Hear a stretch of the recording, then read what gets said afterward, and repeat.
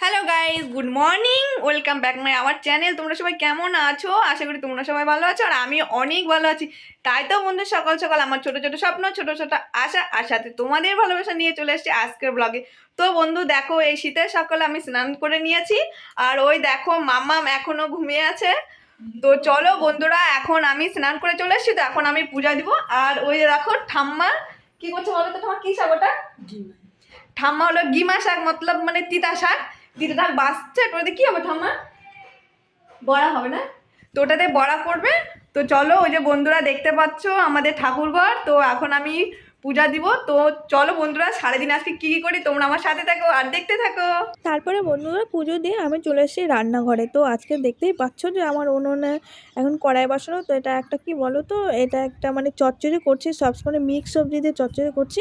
তো আজকে কি কি রান্না হবে তোমরা তো চলো দেখতে থাকো। এটা কি বলো তো, বাঁধাকপি আর এই যে তোমাদের বলছি মিক্স হলো চচ্চড়িটা তো রান্না করছে। তো বন্ধুরা এখানে কি মূলা টুলা সব কিছু আছে। আর এদিকে মা সকাল সকাল বাজার থেকে মাছও নিয়ে চলে এসেছে। এটা কী মাছ বলো তো? এটা হলো ইলিশ মাছ। তো বন্ধুরা তোমরা কে কে এই ইলিশ মাছ খেতে ভালোবাসো অবশ্যই কিন্তু কমেন্ট করে জানিও, ঠিক আছে? তো দেখো আমি ইলিশ মাছের মধ্যে এক এক করে লবণ হলুদ সব দিয়ে দিচ্ছি। তো এটা কিছুক্ষণ মেখে রাখবো। কি বলো তো, কিছুক্ষণ ধরে মেখে রাখলে মানে মাছটার মধ্যে মানে লবণ হলুদটা ভালো করে যায় মেশে, তো ভালো লাগে, মাছটাও ভালো হয় জানো তো। তারপরে দেখো আমি সব কিছু ভালো করে মাখিয়ে নিয়েছি। দেখতে পাচ্ছ মাছের পিসগুলো কিন্তু ভালোই বড় বড় আছে। অনেকে জানো তো এই ইলিশ মাছ কিন্তু ভাজা খেতে খুব ভালোবাসে। যে আলাদা করে রুই মাছ নিয়ে আসছে, এটা কিসের জন্য বলো তো? আমার মেয়ের জন্য, কেননা ইলিশ মাছে কাটার জন্য খেতে পায় না।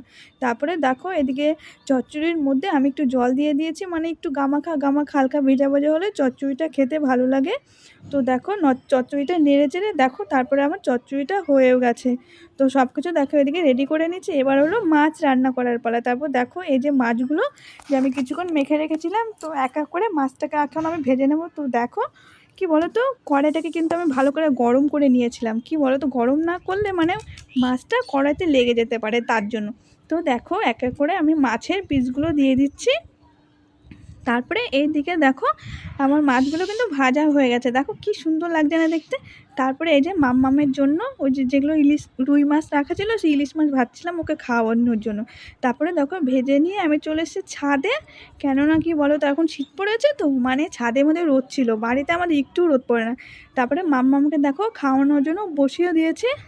এই দেখো ওর জন্য ইলিশ মানে কি বলো তো, রুই মাছ নিয়েছি। তো দেখো মাম্মাম খাচ্ছে আর তোমাদের টাটা করে দিচ্ছে।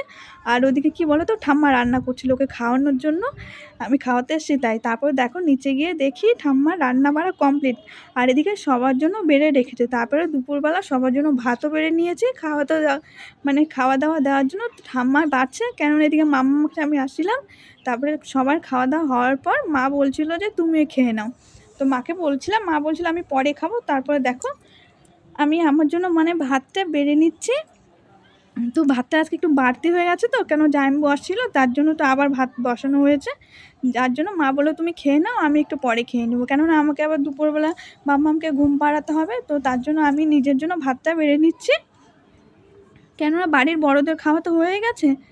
তো দেখো এখন খালি আমি ঠাম্মা মা আমরাই মানে খেতে বাকি ছিলাম, যার জন্য মা আমাকে বলে দিয়েছে তুমি খেয়ে নাও।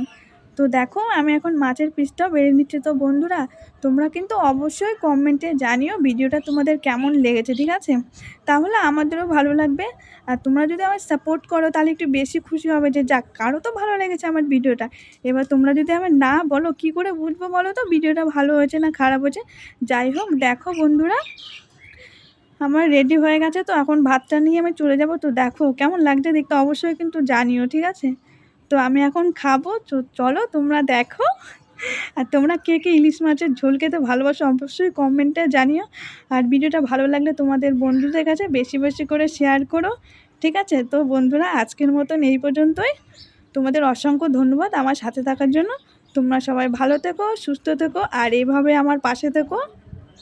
Tata, by.